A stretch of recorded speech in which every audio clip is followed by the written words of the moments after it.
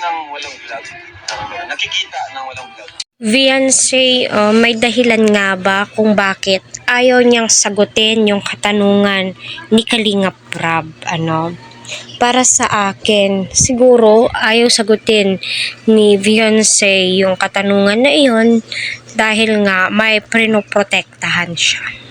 So, sino yung protektahan niya, especially, yung sarili niya at saka si Edu. Kasi alam naman po natin, na medyo mainit ngayon ang EDC. Gawa ng Team E. At saka sa live ni Kuya, grabe, may mga basher din po, Pero alam nyo, di naman po natin ma-please lahat yan. Sa mga nagmamahal kay Viancy, Edu, pasok na pasok po tayo dito.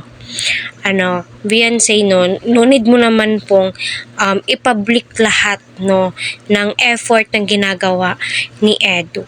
Masaya na kaming makikita kayong masaya sa vlogs, ngitian, tawanan, kantahan, complete package na kumbaga yung EDC. Kaya marami ang nagmamahal at tuwang-tuwa sa inyo. Ayan, hello po sa ating lahat. Naway patuloy po nating suportahan si Kalingap Rab at ang buong team. Panoorin muna natin. Ayaw ng walang vlog. Nakikita ng walang vlog.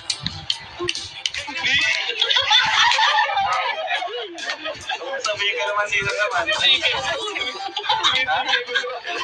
sino naman. Asin yan. Kaya ko naman dito. Sige na lang. Para kaya lang ba?